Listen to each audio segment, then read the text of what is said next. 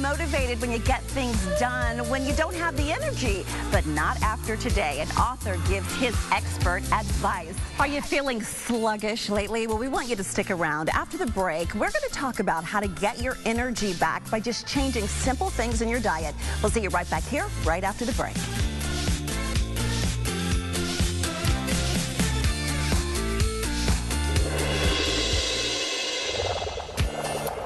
Doesn't it seem like we are just getting busier and busier? And the busier we are, the more drained we are, and the less likely we are to eat healthy. Well, here to help us to get our energy back and get back on track is author Shawn Talbott. Great to see you. Thanks for having me. I'm excited about this segment because these are simple things that we can incorporate each and every day. So you talk about energy. What does energy mean? Yeah, you know, energy should mean to people a lot more than just a cup of coffee or an energy drink, right? It really should be physical energy, so you feel like getting up and going. It should be mental energy, so you can focus and get the job done or be in a good mood. All of that together is something we measure called vigor, and it's really a combination of that physical energy and mental energy at the same time. Okay, so we got to get our vigor back. That's right, exactly. And you say it starts with cellular energy. It starts with cellular energy because, you know, right down at the basic cellular level, looking at mitochondria, looking at are your cells healthy, looking at your blood flow, all comes down to the foods that we eat. And if your cells are healthy, then your brain's going to be healthy and your gut's going to be healthy and you're going to feel energetic. Wow, but we can start by what we digest, right? That's right. What we put into our mouths.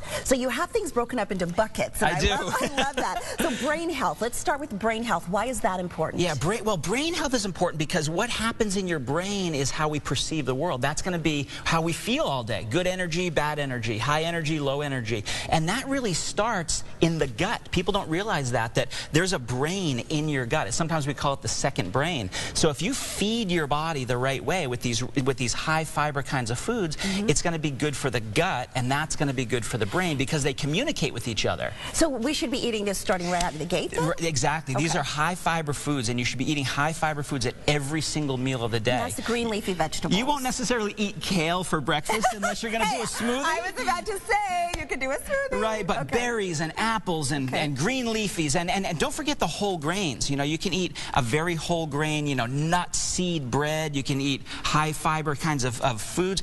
Beans are one of my very favorite high fiber foods because they feed that gut bacteria, which will communicate with the brain and tell you, hey, you're energetic, hey, you're ready to go. And hey, you're full. And hey, you're full. I find that a lot, right. too. One of the problems with all these high fiber foods, though, is that they taste fibery, you know, and people don't necessarily like that. So there's some new fibers on the market now that are not like the old fibers that are all gunky and thick and kind of chewy. This one you can put into water, you can put into foods, you can put into your cereal. You don't even know it's there. It's completely invisible, but it gives you that soluble fiber so that it feeds that bacteria, stimulates the gut, which is going to help the brain feel energetic. And so many people, and you probably talk to a lot of them, have so many gastrointestinal issues. That's right. From, you know, whether it be celiac or, you know, just bad bowels. Or irritable bowel. Or exactly. These fibers have been studied for their effect to regulate the gut. So if you have the constipation side, it fixes that. If you have the diarrhea side, it fixes that. But then even if you don't have any of those issues, you still want your gut to be in a proper balanced state so that, it communicates to the brain and you feel the way you want to feel. And you say simple things like what we cook with.